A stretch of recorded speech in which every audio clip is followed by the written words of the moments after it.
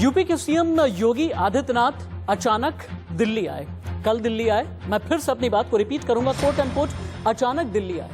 दिल्ली में गृह मंत्री अमित शाह के साथ में मुलाकात की। 1.5 घंटे की मुलाकात चली। हर कोई अपने अपने कयास लगा रहा है दिल्ली से लेकर के लखनऊ तक। लेकिन दिल्ली में क्या हुआ, लखनऊ को लेकर के क्या संकेत और क्या संदेश मिले हैं, अगले 1 घंटे बड़ी बहस करेंगे, इनसाइड स्टोरी हम बताएंगे। अब से ठीक 45 मिनट के बाद योगी आदित्यनाथ प्रधानमंत्री नरेंद्र मोदी के साथ भी मुलाकात करेंगे। हालांकि खबर अंदर की यह है कि कैबिनेट विस्तार को लेकर के चर्चा होगी। अंदर खाने की एक खबर यह भी है कि सेकेंड वेव से कितना बेहतर तरीके से यूपी सरकार ने लड़ाई की और आगे चुनाव को लेकर के क्या तैयारियां हैं, इसे भी लेकर के विस्तार से आगे बातचीत होगी। और आगे की रणनीति के अलावा जो चुनाव को लेकर के तैयारियां हैं, अंदर खाने की जितनी खबर है, इनसाइड स्टोरी सारी आपको इंडिया न्यूज बताएगा और दिखाएगा।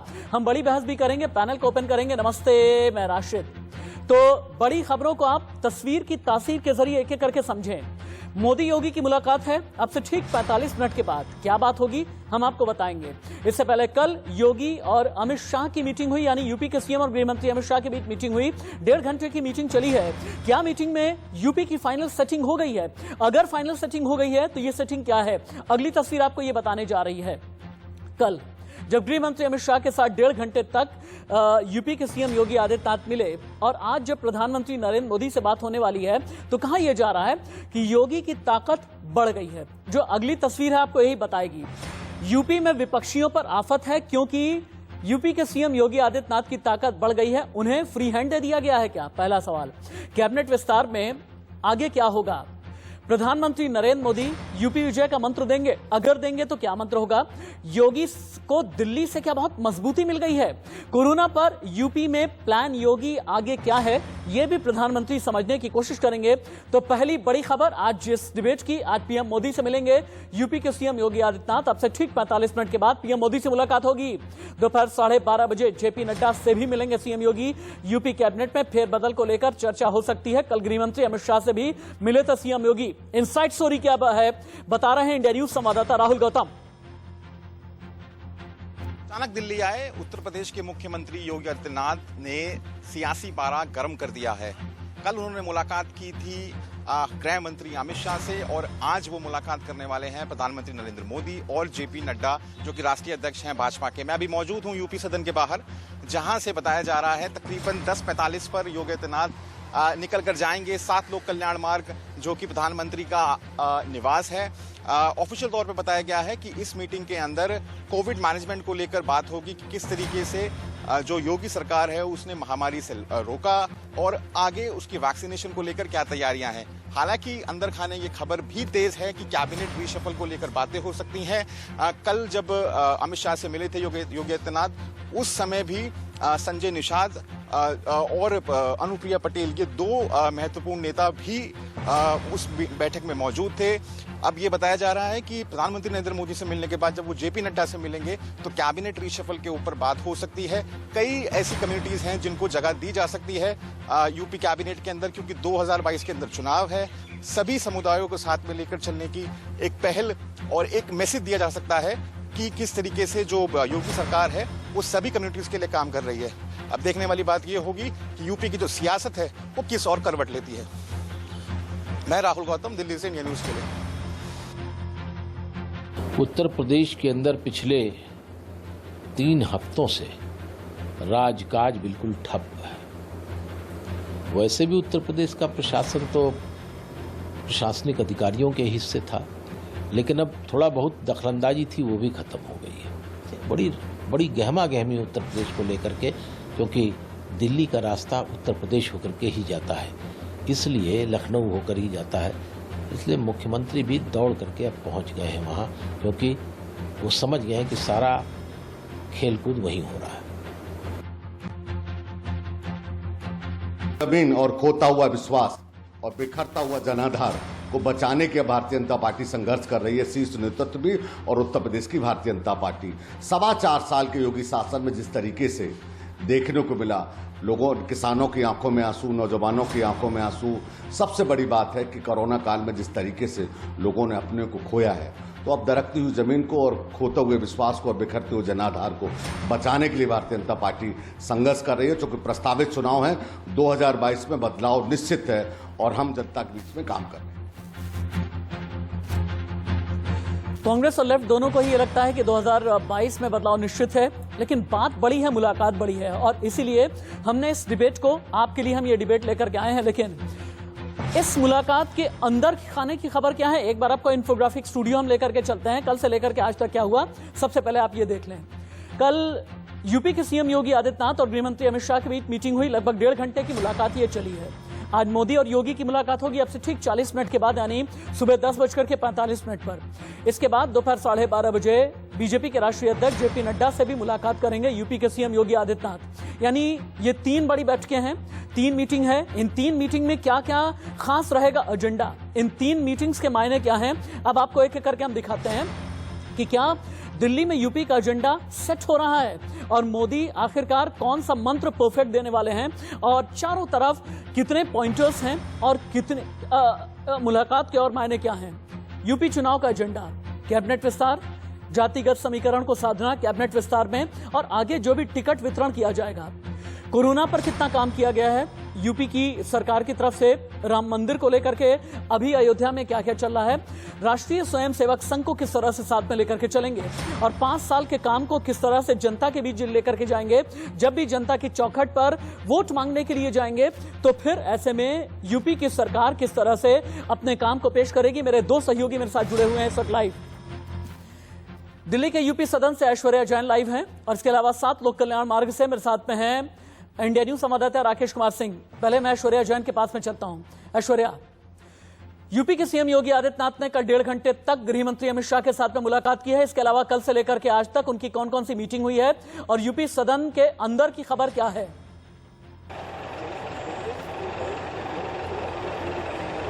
देखिए, लगातार सुबह से ही तमाम कार्यकर्ता यूपी सदन के बाहर इकट्ठा हो रखे थे, क्योंकि आज 10:45 पर इसी यूपी सदन के गेट से योगी आदित्यनाथ और तमाम उनके मंत्री यहां से 7 लोक कल्याण मार्ग प्रधानमंत्री आवास पर पहुंचेंगे, और उसके बाद लगभग 1:30 बजे बताया जा रहा है कि भारतीय जनता पार्टी के अध्यक्ष जेपी नड्डा से योगी आदित्यनाथ की मुलाकात होगी। कल लगभग 90 मिनट तक जो मीटिंग गृह मंत्री अमित शाह के साथ योगी आदित्यनाथ की हुई, उसके बाद अनुप्रिया पटेल की मुलाकात जो खासतौर पर भारतीय जनता पार्टी के अध्यक्ष जेपी नड्डा के साथ हुई, उसमें माफ कीजिए गृह मंत्री के साथ हुई, उसमें साफ तौर पर ये बातें निकल के आई कि उत्तर प्रदेश के अंदर जिस तरीके की परिस्थिति है और जिस तरीके का फीडबैक बीएल संतोष के द्वारा और राधा मोहन सिंह के द्वारा दिया गया था, क्योंकि लगातार ग्राउंड लेवल पर वहाँ पे लीडर से तमाम दिनों तक बात की गई और आगे वाले चुनावों की तैयारी किस तरीके से होने वाली है, कौन कौन से बड़े बदलाव होने वाले हैं, और अगर कैबिनेट रीशफल होने वाला है तो उसमें क्या कौन कौन से लोग शामिल होंगे, पूरी जिस तरीके से कास्ट को लेकर भी बात हो रखी थी उस पर भी पूरी एक गहन चर्चा हुई, और आज भी इस तरीके का फीडबैक बताया गया। हालांकि ये भी कहा जा रहा है कि कोविड को लेकर ऑन रिकॉर्ड बातें हुई हैं, ये कर्टसी कॉल था, लेकिन कहीं ना कहीं आने वाले चुनावों को लेकर एक बड़ी अहम आज बैठक प्रधानमंत्री के साथ भी हो सकती है। लेकिन अगर आगे आने वाले चुनाव को लेकर के स्ट्रैटेजी बनाई जाएगी, इस स्ट्रैटेजी के मुख्य पॉइंटर्स क्या होंगे, इस स्ट्रैटेजी के अंदर खाने की खबर क्या है, इनसाइड स्टोरी क्या है, ये सब कुछ बताएंगे इंडिया न्यूज संवाददाता राकेश कुमार सिंह 7 लोक कल्याण मार्ग से लाइव रिपोर्ट कर रहे हैं इस वक्त। राकेश, 3 मुख्य एजेंडा इस मीटिंग का क्या होने वाला है? सवाल नंबर 1, विपक्षियों का यह कहना है कि कई विधायक नाराज हैं, इसे भी लेकर के बातचीत होगी। हालांकि एक बड़ी खबर यह है कि कैबिनेट विस्तार को लेकर के अहम चर्चा की जाएगी। कैबिनेट विस्तार में कितने समीकरण साधे जाएंगे, प्रधानमंत्री नरेंद्र मोदी की तरफ से 2022 का क्या मंत्र मिलने वाला है, अंदर की खबर बताएं। देखिए राशिद, जहां तक उत्तर प्रदेश की राजनीति को लेकर है, उत्तर प्रदेश के मुख्यमंत्री योगी आदित्यनाथ के दिल्ली पहुंचते ही राजनीतिक पारा जो है अपनी सभा पर है, अपनी उच्चतम स्तर पर है। जिस तरह से कल केंद्रीय गृह मंत्री से मुलाकात, 90 मिनट की मुलाकात, आज जो है अब से कुछ देर बाद मुख्यमंत्री योगी आदित्यनाथ प्रधानमंत्री नरेंद्र मोदी से मुलाकात करेंगे, और मुलाकात में जहां तक 3 एजेंडे की बात आपने कही है, एजेंडे में कोरोना की मुद्दा है कि आखिरकार किस तरह से आगे लड़ाई लड़ी जाएगी, लेकिन जो प्रमुख मुद्दा रहने वाला है वो है कि उत्तर प्रदेश में 2022 का विधानसभा चुनाव किस तरह से जीता जाएगा, उसको लेकर रणनीति को अंतिम रूप दिया जाएगा। उत्तर प्रदेश के मंत्रिमंडल विस्तार दूसरा अहम मुद्दा है। तीसरी जो अहम मुद्दे हैं कि आखिरकार जो मुख्यमंत्री योगी आदित्यनाथ को साफ तौर पर ये निर्देश दिया जाएगा कि सभी को साथ लेकर, सभी जातियों को साथ लेकर चला जाए। तो इन तमाम मुद्दों के साथ मुख्यमंत्री योगी आदित्यनाथ प्रधानमंत्री से मुलाकात करेंगे और उसके बाद बीजेपी के राष्ट्रीय अध्यक्ष जेपी नड्डा के साथ मुलाकात है। और राशिद, सबसे महत्वपूर्ण बात जो हमारे पास खबर आ रही है कि कल केंद्रीय गृह मंत्री अमित शाह से जो अपना दल एस की नेता अनुप्रिया पटेल हैं और निषाद पार्टी के प्रमुख संजय निषाद मुलाकात किए थे। और वहीं जो अभी बड़ी खबर आ रही है कि सुहलदेव भारतीय समाज पार्टी के अध्यक्ष ओपी राजभर के लिए भी गठबंधन के वापसी के दरवाजे जो हैं खोल दिए गए हैं। एक बड़े नेता को इसलिए लगाया गया है। अब देखना होगा क्योंकि उत्तर प्रदेश 2022 विधानसभा चुनाव बीजेपी के लिए मेरे सीनियर कोलीग राकेश कुमार सिंह ने एक बहुत बड़ी खबर ब्रेक की है। मेरे सीनियर कोलीग राकेश कुमार सिंह ने एक बहुत बड़ी खबर ब्रेक की है कि अनुप्रिया पटेल के साथ तो मुलाकात हुई है, निषाद पार्टी के नेताओं के साथ भी मुलाकात हुई है, लेकिन इसके साथ ही साथ एसबीएसपी को फिर से एक बार गठबंधन में लाने की कोशिश की जा रही है। एसबीएसपी का मतलब यह है ओपी राजभर की पार्टी। ओपी राजभर की पार्टी यानी सुहेलदेव समाज को साथ में लेकर के आना। सुहेलदेव समाज को साथ में लेकर के आना यानी पूर्वांचल के एक बड़े सियासी गणित को साध लेना और पूर्वांचल के एक बड़े जातिगत समीकरण को साथ देना। ये ओपी राजभर को मनाने की कोशिश, क्योंकि ओपी राजभर एक ऐसे नेता रहे राकेश जो रहे तो सरकार में, लेकिन सरकार की जड़ यूपी में रहते हुए खोदते रहे। तो ओपी राजभर अगर मानेंगे, किन शर्तों के साथ में मानेंगे, क्योंकि बीच में खबर ये आई थी ओपी राजभर की असदुद्दीन ओवैसी के साथ में मुलाकात हुई है। बीच में खबर ये आई थी कि ओपी राजभर शिवपाल यादव के साथ में जा सकते हैं। बीच में खबर ये आई थी कि समाजवादियों के साथ में जा सकते हैं ओपी राजभर। लेकिन एकाएक ये ओपी राजभर की वापसी, संकेत क्या है? ये बहुत बड़ी खबर दी है राकेश कुमार सिंह ने। राकेश,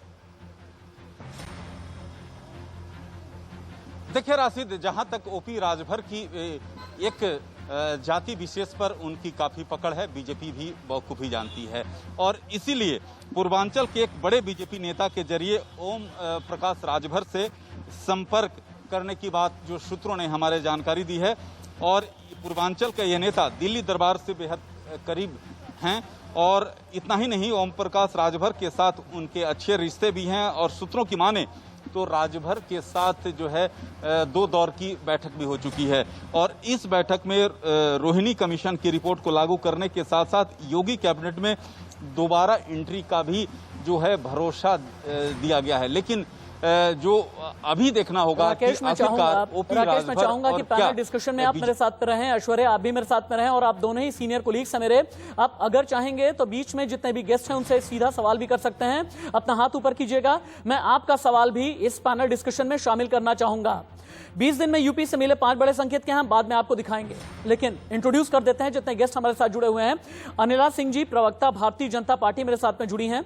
नासिर सलीम, प्रवक्ता एसपी, थोड़ी देर के बाद में जुड़ेंगे और थोड़ी देर के बाद में संजीव कौशिक और रामनीश वत्स, दोनों ही पॉलिटिकल एनालिस्ट हैं, मेरे साथ में जुड़ने वाले हैं। लेकिन अनिला मैम, पहला सवाल मेरा इस डिबेट में आपसे है। एक राज्य के मुख्यमंत्री दिल्ली जाते हैं, एक राज्य के मुख्यमंत्री सामान्य तौर पर दिल्ली जाते हैं, एक राज्य के मुख्यमंत्री रूटीन अफेयर में दिल्ली जाते हैं, लेकिन एक राज्य के मुख्यमंत्री अचानक कोट अनकोट अगर दिल्ली जाते हैं तो इसके मायने क्या हैं? इस अचानक में मैम बहुत से लोग with in the lines, between the lines बहुत कुछ ढूंढने की कोशिश कर रहे हैं। हाँ जी, अपने अपने मतलब निकाल रहे हैं। आपने कहानी सुनी होगी ना कि एक कमरे में हाथी होता है और ब्लाइंड होल्ड करके कुछ लोगों को छोड़ दिया जाता है और पूछा जाता है कि ये क्या है, तो वो अपने अपने अंदाजे से उसको बयान करते हैं। तो यही हो रहा है कि अपने अपने अंदाजे से लोग बयान कर रहे हैं। देखिए, कोई भी मुख्यमंत्री होता है और उसको प्रधानमंत्री से मिलना हो या गृह मंत्री से मिलना हो तो एक उसका प्री प्लान प्रोग्राम होता है। ऐसा नहीं है कि अभी अचानक उठे बैठे और जाकर मिलने चले गए, बिल्कुल भी ऐसा नहीं होता है। तो दूसरी बात यह है कि भाई हमारा शीर्ष नेतृत्व जो है दिल्ली में है और मुख्यमंत्री जी को अगर कोई भी बात करनी है तो वो दिल्ली ही तो आएंगे। अब वो मुलाकात कर रहे हैं। सिर्फ 15 सेकंड आपको रोक सकता हूं क्या? एक ब्रेकिंग है, इसे फुल फ्रेम में दिखाना बहुत जरूरी है। मैम सिर्फ 15 सेकंड आपको रोकता हूं। मेरे सीनियर कोलीग राकेश कुमार सिंह ने एक बहुत बड़ी खबर ब्रेक की है। अमित शाह ने कल संजय निषाद से मुलाकात की है। सुहेलदेव समाज पार्टी को एनडीए में लाने की कोशिश तेज है।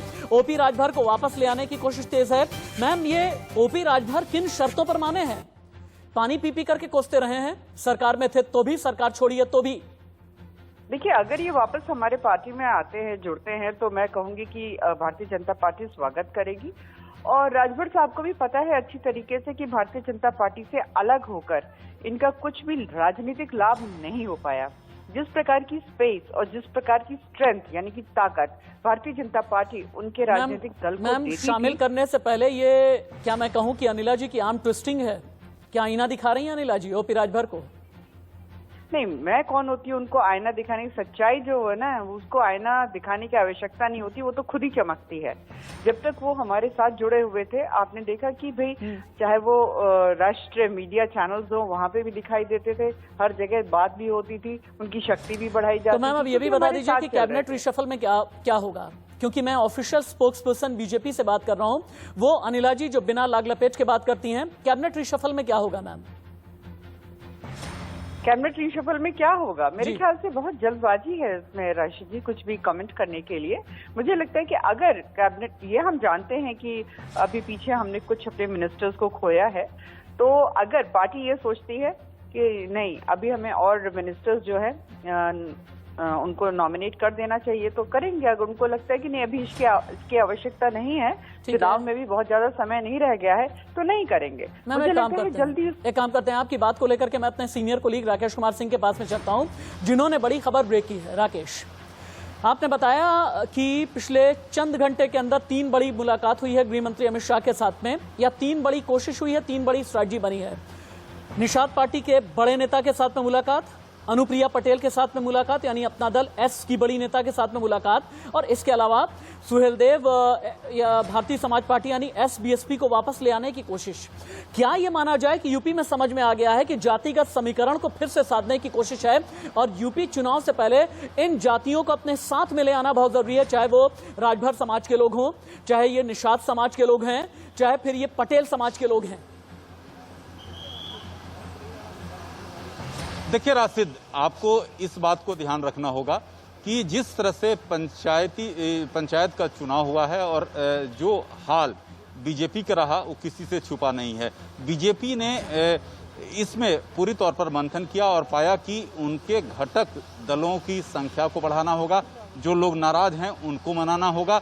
और आपने देखा कि बीजेपी के संगठन मंत्री बीएल संतोष लखनऊ पहुंचते हैं, जहां मंत्रियों के साथ मुलाकात होती है, विधायकों के साथ मुलाकात होती है, मुख्यमंत्री से मंथन करते हैं, और उसमें जो निकल कर आया वो अपने पार्टी अध्यक्ष को रिपोर्ट सौंपते हैं। तो ये कोई अचानक इस तरह की चीजें नहीं हुई हैं। इसके पीछे पूरी तौर पर जो पंचायत चुनाव और पार्टी को लगातार फीडबैक जिस तरह से मिल रहा था, अच्छा राकेश, उसके बाद ये पूरी रणनीति बनाई गई। राकेश, ये माना जाए कि यूपी के सीएम योगी आदित्यनाथ दिल्ली गए हैं तो साफ उन्हें संदेश दिया जाएगा कि संगठन आपके साथ में है, संघ आपके साथ में है, बड़े नेता आपके साथ में हैं, और लीजिए जातिगत समीकरण को भी दिल्ली से साथ करके हम देने की आपको कोशिश कर रहे हैं। 2 दिन पहले जितिन प्रसाद को हमने शामिल करके ब्राह्मणों को साधने की कोशिश की है, राजभर समाज को भी साधने की कोशिश कर रहे हैं, और निषाद और बाकी अनुप्रिया पटेल वाले जो कोर वोटर्स हैं उन्हें भी साथ में ला करके दिल्ली में बिठा करके लीजिए आपको हम दे रहे हैं। क्या ये संदेश देने की कोशिश है दिल्ली में? देखिए, जैसा कि राशिद आप जानते हैं, केंद्रीय गृह मंत्री अमित शाह जो है रणनीति के मामले में उनका जवाब नहीं है, और जिस तरह से चाणक्य की तरह वो अपनी गोटी सेट करते हैं, उन्होंने जो डिटेल रिपोर्ट आई है उसके बाद वे लगातार उत्तर प्रदेश के नेताओं के संपर्क में हैं और लगातार बैठक कर रहे हैं। कल जो बैठक हुई वो इस लिहाज से काफी अहम है क्योंकि अनुप्रिया 30 सेकंड के लिए रुकिए, क्योंकि समाजवादी पार्टी के प्रवक्ता नासिर सलीम भी मेरे साथ में जुड़ गए हैं। नासिर सलीम जी, अभी तक आप लोग ये कह रहे थे कि 2022 में टक्कर देंगे, अभी तक ये नजर आ रहा था कि 2022 में समाजवादी पार्टी के साथ में जो यूपी की बड़ी क्षेत्रीय पार्टियां हैं उनके साथ में गठबंधन भी हो सकता है। यह भी कहा जा रहा था कि एसबीएसपी भी आपके साथ में आ सकती है, लेकिन ओपी राजभर फिर से एनडीए में वापसी करने जा रहे हैं। ये आप लोगों के लिए कितना बड़ा सेटबैक है? ये खबर सुनने के बाद आपके कान कितने खड़े हैं? आदाब राशिद भाई और नमस्कार। देखिए, मैं आपसे सिर्फ इतना ही कहना चाहूंगा राशिद भाई कि ये जो सोशल इंजीनियरिंग भाजपा ट्राई कर रही है इसमें कोई फायदा नहीं होने वाला है लंबे समय के लिए। मैं आपको बताऊं क्यों। ये दिल्ली के आसपास घूम रहे हैं, भटक रहे हैं, इनके मुख्यमंत्री शुरू कर दिया है। हमको पता था कि जहां 22 की तैयारी शुरू होगी ये आसपास घूमना शुरू करेंगे प्रधानमंत्री के। दूसरी बात मैं ये बोलना चाहूंगा आपके सामने कि देखिए, हम तो खुश हैं कि ये मिल रहे हैं, मगर हम को ये पक्का पता है और पूरे भरोसे से मैं आपको कह सकता हूं कि जिस हिसाब से जो रिजल्ट आया आपके समाजवादी पार्टी का अभी हाल ही में सारी पंचायत चुनाव में, उसका एक छोटा सा झलक आपको दिखा फिलहाल। नासिर भाई, 22 में बहुत बड़ी लहर से नासिर भाई, पंचायत चुनाव के डायनामिक्स अलग होते हैं, सुन लीजिए मेरा लोकसभा विधानसभा के डायनामिक्स अलग होते हैं। मेरा पॉइंट ये है कि मैं खुश होता अगर ये कहते कि हम उत्तर प्रदेश सरकार के लिए हम बात कर रहे हैं कि इनकी जो वैक्सीनेशन पॉलिसी है उस पे, और जिस लाशों जो आप तैर रही है गंगा के किनारे, उस पे अगर कोई रणनीति लाते, ना कि ये सोशल इंजीनियरिंग की जो बात कर रहे हैं, तो बड़ा उदास मैं हूं आज। मैं खुश होता कि अगर उत्तर प्रदेश की प्रगति के बारे में इन्होंने कुछ मीटिंग करी होती और खास करके पहले मीटिंग करी होती। अब चक्कर यह है नासिर भाई, आप करें तो समाजवाद, आप करें तो सामाजिक समीकरण, आप करें तो सामाजिक न्याय, आप करें तो सोशल इंजीनियरिंग, लेकिन कोई और अगर करे तो आप इसको सियासत के तौर पर देखते हैं। आपका सामाजिक न्याय बाकियों के लिए सियासत कैसे हो जाता है ये समझ में नहीं आता। लेकिन एक चीज ये कहना चाहूंगा कि अब से ठीक 20 मिनट या 25 मिनट के बाद में प्रधानमंत्री नरेंद्र मोदी के साथ में यूपी के सीएम योगी आदित्यनाथ की मीटिंग शुरू होने वाली है। हर एक खबर हम आप तक पहुंचाएंगे, लेकिन 20 दिन में यूपी से मिले 5 बड़े संकेत क्या हैं, उसके बाद हम रमनीश वैश जी के पास में भी चलेंगे। आपको इंफोग्राफिक स्टूडियो में लेकर के चलते हैं। जो बड़े संकेत मिले हैं ना, वो क्या क्या है एक बार आप देखें। योगी आदित्यनाथ ही चुनाव में बीजेपी का बड़ा चेहरा होंगे। पहला संकेत, यूपी में योगी की सियासी ताकत बहुत बढ़ गई है। नए चेहरों को मंत्रिमंडल में जगह मिल सकती है। कुछ विधायकों को संगठन में बड़ा पद मिल सकता है। चुनाव से पहले आरएसएस की एक टीम जनता के बीच जाएगी और डिप्टी सीएम केशव प्रसाद मौर्य को मिली बड़ी जिम्मेदारी भी मिल सकती है। रमनीश वैश जो कि राजनीतिक विश्लेषक है, उनके पास में चलते हैं। रमनीश जी, यूपी के सीएम योगी आदित्यनाथ का दौरा जो अचानक कहा जा रहा है, विपक्ष का यह कहना है कि नहीं, अंदर खाने ठीक नहीं चल रहा है। विपक्ष का यह भी कहना है कि कई विधायक नाराज हैं। विपक्ष का यह कहना है कि कैबिनेट रिशफल में ए.के. शर्मा को किस तरह की जगह दी जाए, किस तरह की जगह नहीं दी जाए, इन सभी को लेकर के बीजेपी घिरी हुई है। आपका ओपिनियन क्या है? राशिद भाई, सबसे पहले तो नमस्कार आपको। देखिए, बीजेपी घिरी नहीं है, सारा गिरा हुआ है। आप देखिए कि सारा विपक्ष आज के समय में मोदी जी को, योगी जी को घेरने में लगी हुई है। इससे अच्छा ये होता है कि आज विपक्ष जो है, कांग्रेस हो चाहे समाजवादी पार्टी हो चाहे बसपा हो, वह अपने आप को सशक्त करने में यदि लग जाए, यदि अभी से ही। और समाजवाद की बात जब हम करते हैं, समाजवादी पार्टी, तो क्या समाज के लिए, आप समाज के उत्थान के लिए आपने क्या किया? आज देखिए, यूपी एकमात्र एक ऐसा प्रदेश है जो आज एक मॉडल बन चुका है। यूपी कोरोना काल में उसका जो मैनेजमेंट है एक दुनिया भर में एक मॉडल बन चुका है। और जब हम बात करते हैं यूपी में योगी आदित्यनाथ जी आज मिलने आ रहे हैं, तो इतना दर्द क्यों हो रहा है विपक्ष को? आखिर इतना दर्द क्यों? नासिर सलाम जी, दर्द क्यों हो रहा है? नासिर सलाम जी, तुरंत ही रिबट करें, दर्द क्यों हो रहा है? राशिद भाई, नहीं हो रहा है, दर्द नहीं हो रहा है। मैं आपको बता दूं, नहीं राशिद भाई, दर्द नहीं हो रहा है। दर्द इस बात का है जिस हिसाब से इतने लोग खत्म हुए पूरे उत्तर प्रदेश में। और ये मॉडल की बात करते, आप ये बताइए, इतने लोग शहीद हो गए कोरोना से, किसी ने कुछ पूछा उनके बारे में? आपके पास लकड़ी नहीं है उनकी शव जलाने के लिए, आपके पास उनकी राशि तैर रही है पूरे गंगा में, बिहार में जा रही है, और आप कह रहे हैं कि अच्छा मॉडल है। और ये बताइए, पिछले 4 साल में आपके मुख्यमंत्री ने क्या किया वहां पे? लॉ एंड ऑर्डर में सबसे खराब स्टेट, ये पहले मुख्यमंत्री होंगे जिन्होंने अपने ऊपर। नासिर भाई, आपकी बात को मैं इससे पहले कि अनिला जी कौन सा मॉडल लेकर के चलो, एक बहुत बड़ी खबर आ रही है, एक बहुत बड़ी खबर आ गई है, एक बहुत बड़ी खबर दिल्ली से आ रही है। यूपी सदन पहुंच गए हैं सीएम योगी के समर्थक। पीएम मोदी के साथ मुलाकात से पहले समर्थकों का जमावड़ा लग गया है। झंडे बैनर के साथ पहुंचे हिंदू युवा वाहिनी के कार्यकर्ता यूपी सदन के बाहर सीएम योगी के समर्थन में नारे लगा रहे हैं। अनिला जी, ये दिल्ली पहुंच करके योगी के समर्थक नारे क्यों लगा रहे हैं? ये तो एक मीटिंग ही है मैम। नहीं, देखिए, इसमें बिल्कुल ताज्जुब करने की कोई जरूरत ही नहीं है। जो इनकी फैन फॉलोइंग जो है वो बहुत जबरदस्त है। केवल हिंदू वाहिनी नहीं, अगर आप थोड़ी और छूट दे दें, इजाजत दे दें, तो पता नहीं कौन कौन वहां पर पहुंच जाए। ये ताकत है हमारी। अभी समाजवादी पार्टी के जो नेता हैं वो घर से निकलते नहीं है, केवल ट्विटर पे सारी राजनीति करते हैं। ये ताकत किसे दिखाई जा रही है? जनता को? ये प्यार दिखाया जा रहा है, दिल्ली को या प्रधानमंत्री को? प्यार दिखाया जा रहा है, प्यार, ये प्रेम है, ये प्यार दिखाया जा रहा है। अब भाई, उनका जो सबसे बड़ा नेता है, अगर वो दिल्ली आए हुए हैं तो क्यों नहीं मिलेंगे हिंदू वाहिनी वाले? हिंदू युवा वाहिनी वाले क्यों नहीं मिलेंगे? बिल्कुल मिलना चाहिए, मैं तो कहती हूँ। डरना है तो दूसरे लोग डरे ना। जो लोग यहाँ बैठकर हमारे मुख्यमंत्री जी की बुराई कर रहे हैं, उनके नेता तो घर से बाहर निकलते नहीं है, वहीं से ट्विटर खेलते हैं। और ऐसे जी मैं देखिए मुझे हिंदू मुस्लिम करना बिल्कुल भी नहीं अच्छा लगता, पर क्या करूं मैं जब समाजवादी पार्टी के या विरोधी दल के जो नेता हैं, अभी देखिए कौशिक साहब भी आ गए हैं, कांग्रेस सपोर्टर, अभी ये भी शुरू हो जाएंगे। हाँ, शमशान में जो लाशें जल रही हैं उसके बारे में बोलेंगे, गंगा किनारे जो शुरू नहीं होंगे लाशें दफनाई गई हैं उसके बारे में बोलेंगे। एक सेकंड राशिद जी बात पूरी करने दीजिए, मैं बहुत अहम बात कर रही हूँ यहाँ पे। जी हाँ, तो उस पर बात करेंगे। पर मुझे राशिद जी एक मिस्ट्री समझ में नहीं आई, शर्लॉक होम्स को लेकर आए कि जासूस करमचंद को लेकर आए, किसको लेकर आए, कि ये जितनी पिक्चर्स आई हैं, चाहे वो भारत की बात कर लीजिए, चाहे अंतर्राष्ट्रीय मीडिया में कर लीजिए, सारे हिंदुओं की क्यों दिखा रहे हैं? कब्रिस्तान की तो एक भी फोटो नहीं आई है। क्या ये वायरस जानबूझकर हिंदुओं को इन्फेक्ट कर रहा है कि केवल हिंदुओं की पिक्चर है और हिंदू ही देखे कि भाई देखो कितने सारे हिंदू मर रहे हैं? ये कौन सी साजिश है भाई? ये सोचने वाला विषय है।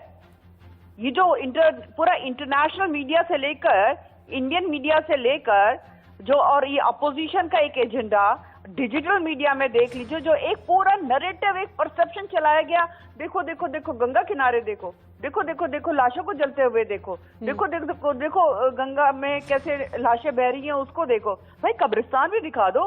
ये हिंदुओं का, हिंदू विरोधी है क्या ये वायरस? किसने छोड़ा है? कांग्रेस ने या समाजवादी पार्टी ने? ये भी बता दें। रिवर्ट करना चाहते हैं नासिर सलीम, उसके बाद मैं संजीव कौशिक जी के पास में भी चलूंगा। नासिर सलीम, आप रिवर्ट कर सकते हैं, हालांकि आपका वीडियो फ्रेम ठीक नहीं है, आप बोल सकते हैं, आपकी आवाज जा रही है, अनिला जी सुनेंगी। राशिद जी, मुझे शर्म आती है कि आज इस पैनल पे आप हिंदू और मुस्लिम की बात कर रहे हैं। मतलब यहाँ पे पूरा प्रदेश खराब हो गया है, पूरा विफलता दिखती है प्रशासन की।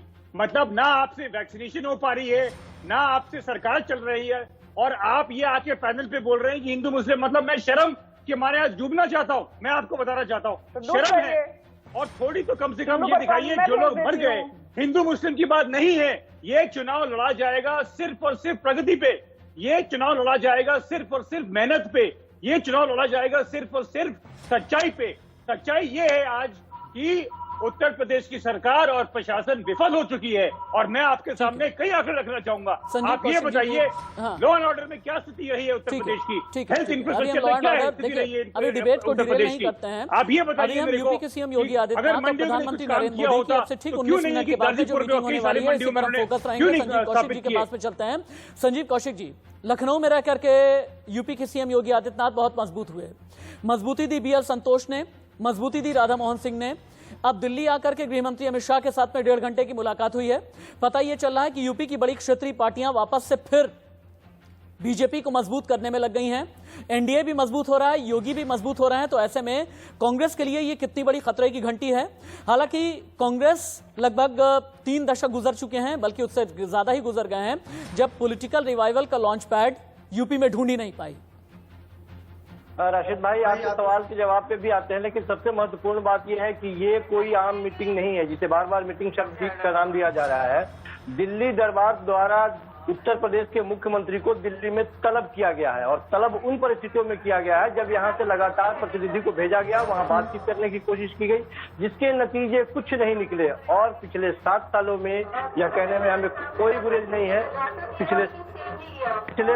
पिछले 7 सालों में पहली बार ऐसा हुआ है कि कोई एक ऐसा मुख्यमंत्री बीजेपी का केंद्रीय नेतृत्व को चुनौती देता हुआ दिखाई दे रहा है। दूसरी, आवाज आपको आ रही है मेरी? बिल्कुल आपकी आवाज आ रही है, संजीव जी बोल सकते हैं आप, आवाज एकदम ठीक आ रही है जी।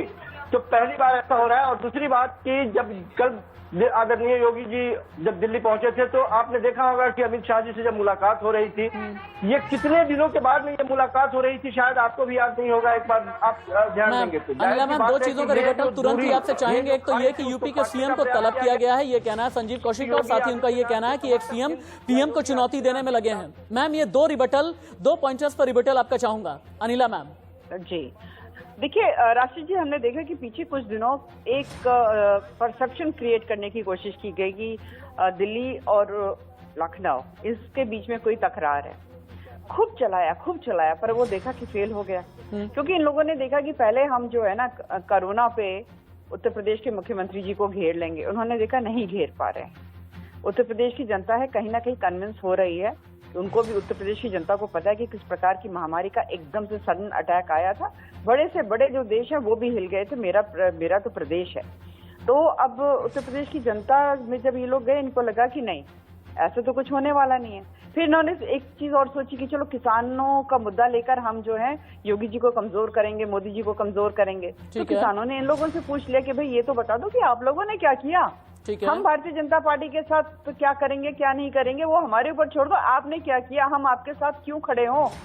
जा के मंच शेयर कर रहे थे। अब देख लीजिए कहाँ नजर आते हैं किसानों के पास, नहीं दिखाई देंगे। तो किसानों के मुद्दों पे फेल हो गए, कोरोना पे फेल हो गए। अब इनको लगा कि किस प्रकार से योगी जी को घेरे, तो इन्होंने एक नैरेटिव चालू किया कि नहीं कुछ प्रॉब्लम है दोनों के बीच में। अब ये बोल रहे हैं कि नहीं, उनको तलब किया गया। साहब मैं इनको बता दूं कि अगर इनकी नेता प्रियंका वाड्रा या राहुल गांधी जी की मैं बात करती हूँ, तो राहुल गांधी जी जब से हारे हैं तो ऐसे गायब हुए हैं उत्तर प्रदेश से। उस मुहावरे का मैं यहाँ नाम भी नहीं चक्कर ये है, ज्योतिरादित्य सिंधिया को ले जाएं आप लोग, कांग्रेस के जितिन प्रसाद को ले जाएं आप लोग।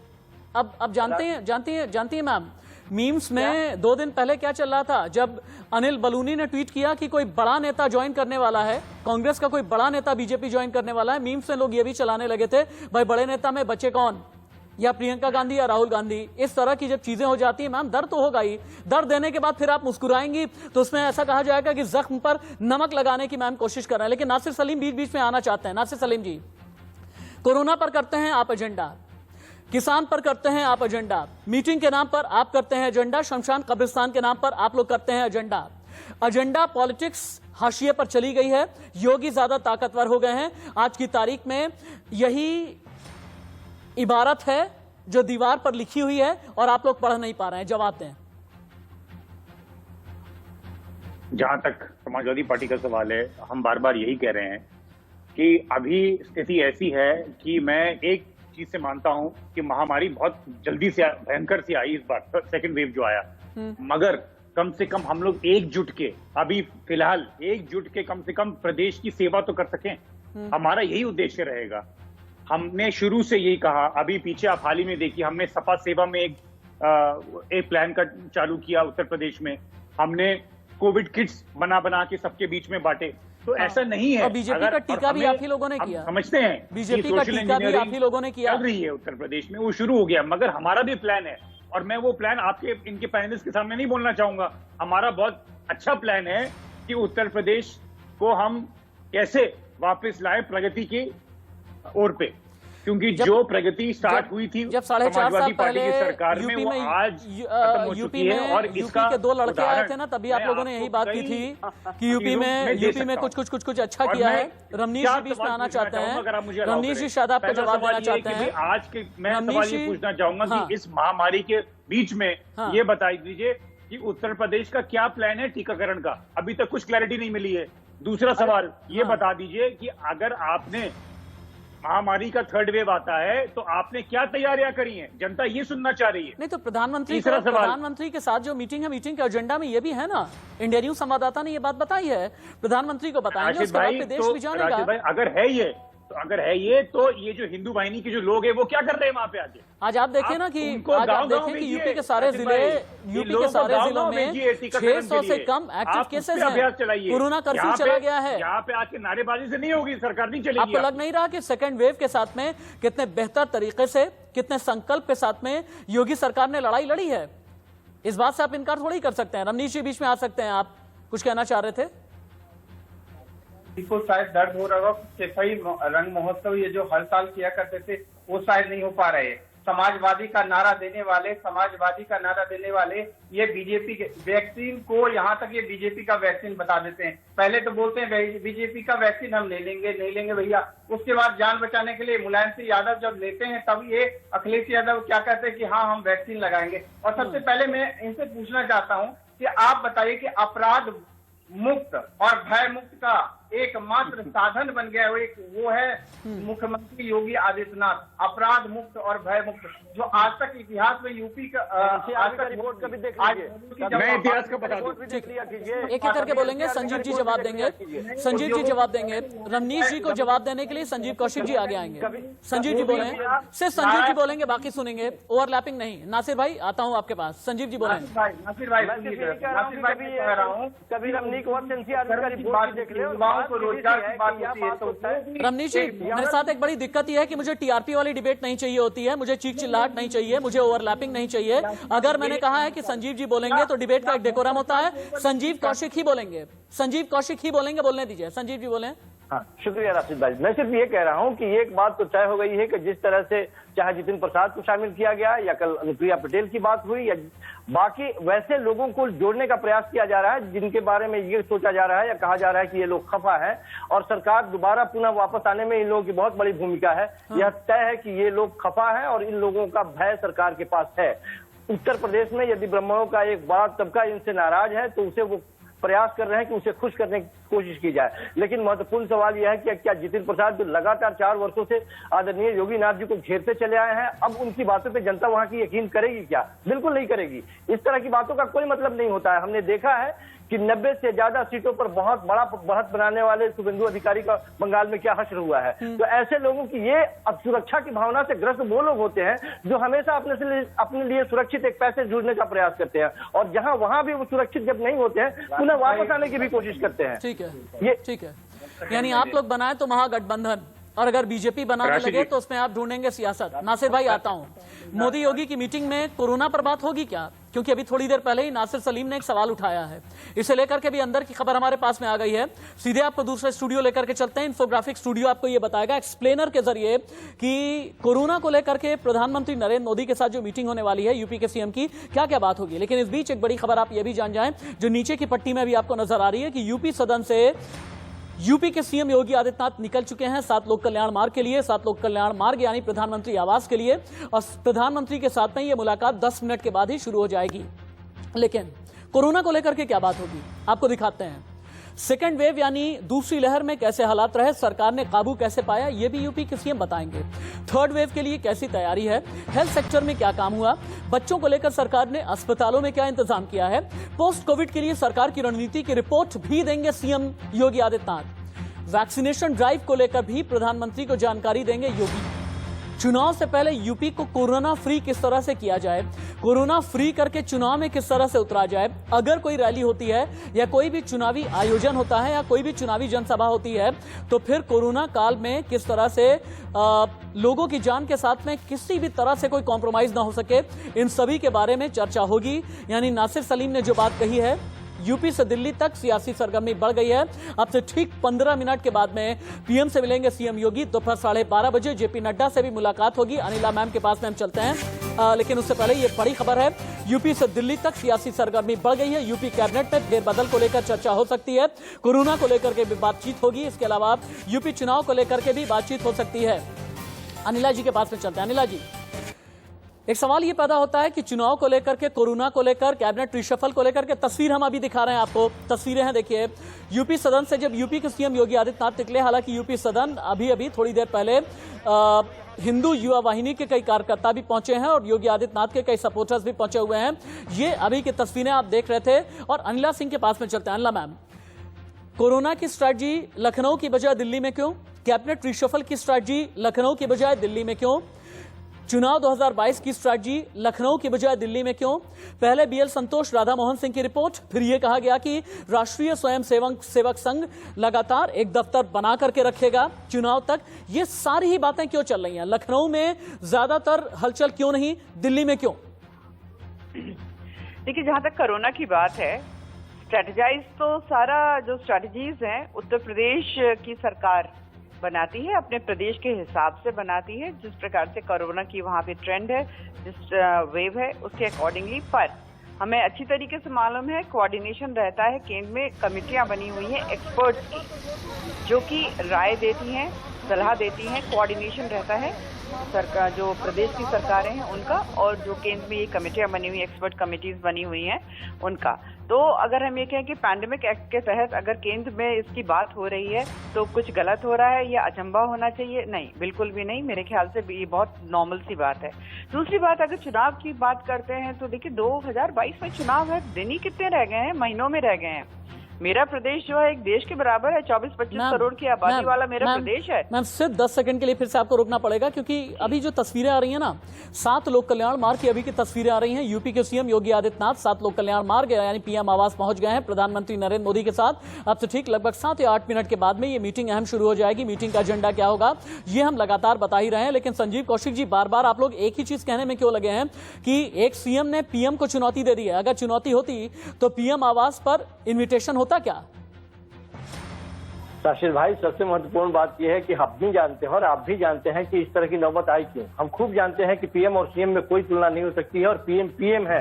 यहाँ में भारतीय जनता पार्टी के अंदर केवल और केवल आदरणीय मोदी जी की ही चलेगी, लेकिन योगी जी के अहमियत को आप उत्तर प्रदेश में कमतर नहीं आंक सकते हैं। उनको हटा के उनके बगल में उनकी अहमियत कम किसने की? उनकी अहमियत कहीं से भी कम नहीं है।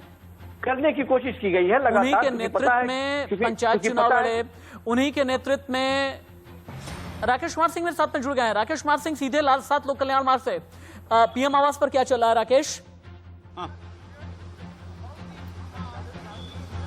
देखिए राशिद, उत्तर प्रदेश के मुख्यमंत्री योगी आदित्यनाथ 7 LKM पहुंच गए हैं। मेरे पीछे देख सकते हैं ये जो काफिला है, उनकी काफिला अभी जस्ट 7 LKM पहुंचा है, और यहाँ पर प्रधानमंत्री के साथ जो है पूरी रणनीति पर चर्चा होगी, और जिसको लेकर जो अटकलों का बाजार गर्म है कि आखिरकार प्रधानमंत्री से उनकी मुलाकात किस मसलों पर है।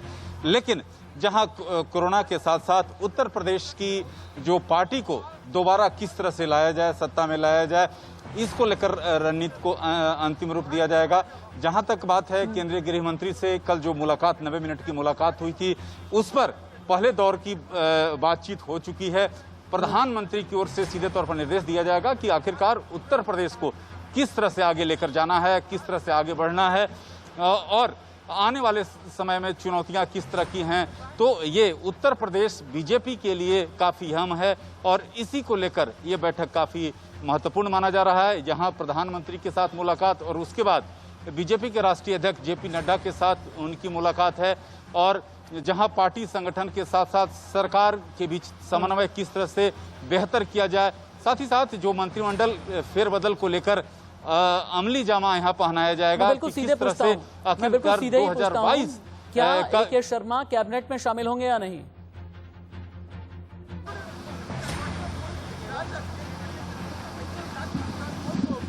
राकेश, अब तक आवाज आ रही है? चलिए, राकेश तक आवाज नहीं जा पा रही। हम नासिर सलीम के पास में चलते हैं। नासिर जी, ये देश जो है संघीय ढांचे से चलता है, अंग्रेजी में जिसे बोलते हैं फेडरल स्ट्रक्चर। संघीय ढांचे में प्रधानमंत्री और मुख्यमंत्री की मुलाकात बहुत आम सी बात है। प्रधानमंत्री की उद्धव ठाकरे के साथ भी मुलाकात हुई, तब आप लोग की जो भौहें हैं वो तनी नहीं। प्रधानमंत्री हालांकि मुलाकात करने के लिए तैयार रहते हैं पश्चिम बंगाल की सीएम ममता बनर्जी के साथ भी, लेकिन वो मिलती ही नहीं है, अनुशासित भी नहीं रहती, बीच में ही मीटिंग छोड़ करके चली जाती हैं। ऐसे में अगर संघीय ढांचे में पीएम सीएम की मुलाकात हो रही है तो आप लोग की भ्रिकुटियां इतनी टेढ़ी क्यों हो जाती हैं? नहीं राशिद भाई, देखिए पहली चीज तो मैं ही बोलूंगा, मैंने आपको पहले भी बताया कि अच्छी बात है कि सीएम और आपके प्रधानमंत्री मिल रहे हैं, हमें इसमें कोई आपत्ति नहीं है। आपके नहीं भाई, ये तो फेडरल स्ट्रक्चर को हम सपोर्ट कर रहे हैं। मेरे भी और आपके भी, मगर 133 करोड़ हिंदुस्तानियों के। राशिद भाई, मगर सवाल ये है कि ये जो प्रिपेयर्डनेस आपने पहले क्यों नहीं करी मीटिंग? मैं ये चाहता हूं, ये पूछ रहा हूं, सवाल विपक्ष का ये है और खास करके समाजवादी पार्टी का, आपने पहले मीटिंग क्यों नहीं करी जब आपको पता था कोरोना आने वाला है, सेकंड वेव? आपने तो जाके कोरोना मुक्त कर दिया देश को और प्रदेश को जनवरी में के महीने में। ना उसके चक्कर में ना आपने वैक्सीन ऑर्गेनाइज किया, ना आपने बेड्स की तैयारी करी, ना आपने टीकाकरण की तैयारी करी। तो मसला ये है कि आज क्योंकि चुनाव सामने है तो आप लोग आपदा के लोग हैं, आपको इसलिए मीटिंग करनी है। राकेश के पास बहुत बिग ब्रेकिंग है, मेरे senior colleague Rakesh, over to you Rakesh. देखिए राशिद, जहां तक आपने जिक्र किया AK शर्मा की, AK शर्मा पिछले दिनों से यहाँ पर दिल्ली में मौजूद हैं, वो वे बीजेपी के बड़े नेताओं से दिल्ली में मुलाकात की है। जो हमारे सूत्र हैं इस बात की जानकारी दे रहे हैं। मैं राशिद समाजवादी पार्टी के नेता से पूछना चाहूँगा कि आखिरकार समाजवादी पार्टी के जो अध्यक्ष अखिलेश यादव कोरोना काल में कहीं दिखे नहीं, तो आखिरकार सरकार पर आप आरोप लगाते रहते हैं, लेकिन आपके नेता कहाँ थे? नासिर सलीम मेरे वरिष्ठ सहयोगी हैं राकेश कुमार मैं सिंह आपको बता जी। दूं, वही नेता जिस पे आप सवाल उठा रहे हैं वो कोरोना से संक्रमित हुए क्योंकि वो लोगों के बीच में जा रहे थे। बात ये आप कोरोना से संक्रमित यूपी के सीएम भी हुए करेंगे। आप लोग इतने वरिष्ठ कोरोना से संक्रमित यूपी सरकार के कई मंत्री भी कोरोना हुए। घर पे बैठे बैठे तो नहीं होता, और इतने तो संवेदनशील रहे हैं। हुए, बाहर निकले, बाहर गए, लोगों से मिला, लोगों से मिले। अरे नासिर भाई, तेरा कोरोना मेरा कोरोना थोड़ी होता है, फिर चले गए वापस। ये तेरा कोरोना मेरा कोरोना थोड़ी होता है। और कोविड किट जो हमने बनाया और सपा सेवा में जो हम लोग सामग्री बांट रहे हैं पूरे उत्तर प्रदेश में, और हमने जो ऑक्सीजन का सप्लाई का प्रयास शुरू किया, हमने जो कैंप्स लगाए, उसके बारे में भी जिक्र करिए। हमारा काम दिखना चाहिए जमीनी तौर पे, और उसी का उदाहरण है कि जो पंचायत के जो चुनाव के रिजल्ट आए वो आपके सामने है राशिद भाई।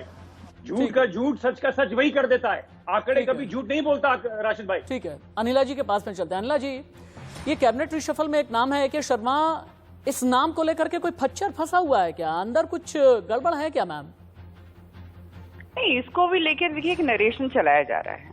इसमें कोई दो राय नहीं है कि AK शर्मा जी जो हैं एक बहुत ही अनुभवी अधिकारी रहे हैं, बेहद सफल अधिकारी रहे हैं, ईमानदार अधिकारी रहे हैं, इसमें तो कोई दो राय नहीं है।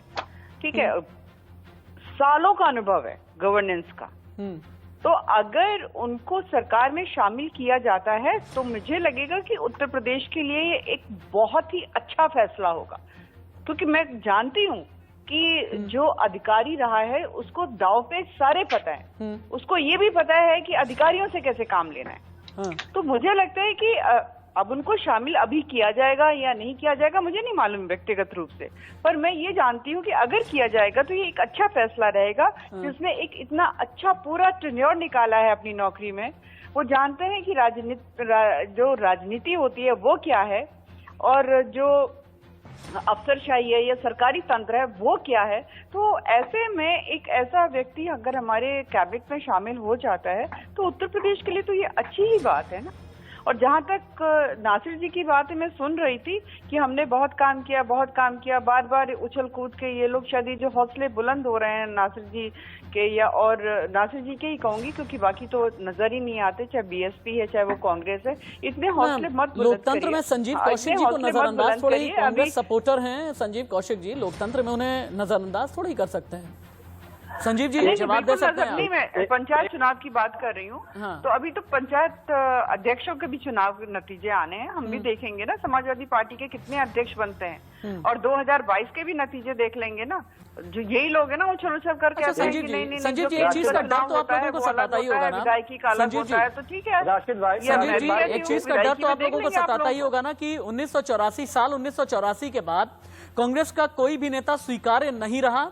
मैं फिर से कहूंगा, एक्सेप्टेंस यूपी की सरजमी पर कांग्रेस को मिली ही नहीं, किसी बड़े नेता को एक्सेप्टेंस मिली नहीं, और यही एक वजह है कि यूपी के CM योगी आदित्यनाथ की स्वीकार्यता को देखते हुए कांग्रेस को डर लगता है। देखिए राशिद भाई, हमें ये मानने में कोई गुरेज नहीं है कि कांग्रेस पार्टी को मजबूती से जमीन पे, धरातल पे अपने आप को खड़ा करने की जरूरत है, और बहुत कुछ सुधार करने की भी जरूरत है। लेकिन महत्वपूर्ण ये है कि यदि जिस AK शर्मा के बारे में अभी अनिला सिंह जी बता रही थी कि वो बहुत अच्छे नौकरशाह है, बहुत अच्छी उनकी कार्यशैली रही, यही सोच के उनको उत्तर प्रदेश में भेजा गया था। इसी वजह से योगी जी 3 दिनों तक उनको गेस्ट हाउस में बैठाए रखे, उनको जगह तक नहीं दिया, उनसे मुलाकात तक नहीं की, और उन्हें एक घर तक अलॉट नहीं किया। सवाल यह है कि जिस मंशा से उनको भेजा गया था लखनऊ में, और वो वहां पे इंतजार करते रहे और हाशिए पर उनको धकेल दिया गया, फिर वापस वो दिल्ली आए। अनिला जी, बहुत कुछ AK शर्मा को लेकर के संजीव कौशिक जो भी कह रहे हैं, इस पर जवाब दें।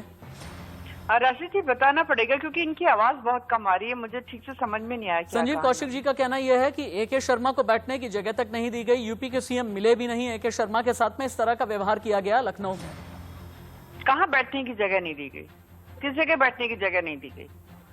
हाँ, आपको इनको अरे पता होगा। अरे मैडम शब्दों को मत पकड़िए, बात इतनी सी है। नहीं, मैं शब्दों पे पकड़ूंगी। आपको पता है कि तो नहीं, अभी कितने एमएलसी नॉमिनेट हुए हैं? मेरे कहने का मतलब सिर्फ इतना सा था कि उनको कितनी अहमियत दी गई यदि केंद्र से यहाँ से भेजा गया। तो मैं वही पूछ रही हूँ संजीव जी। और वापस यदि वो वापस आए और किन परिस्थितियों में आने के बाद में यहाँ पे मुलाकात की गई और यहाँ पे नई चर्चा हुई, और बार बार ये कहने का प्रयास कि सब कुछ सामान्य, ये सब कुछ सामान्य नहीं है। सामान्य होता तो हम ऐसे चर्चा ही नहीं करते। अभी राशिद भाई भी बता रहे थे कि चर्चा कर रहे थे, हम उसके बारे में कोई चर्चा नहीं कर रहे थे। महाराष्ट्र में किसी इस तरह के नौकर साहब को भेजा नहीं गया था। वहां से संगठन को मजबूत करने के लिए संगठन के लोग जाकर के संगठन और सरकार के बीच में तालमेल बनाने की कोशिश नहीं कर रहे थे। महाराष्ट्र के तो हालांकि महाराष्ट्र के तो मुख्यमंत्री उद्धव ठाकरे से मिलना है। एक बार जल्दी से अनिला जी जवाब दे दें। मैं इतनी बात कहना चाहती हूँ कि संजीव जी, ये आप लोगों के दिल की इच्छा है कि किसी प्रकार का हम कॉन्फ्लिक्ट जो है रेज कर दें।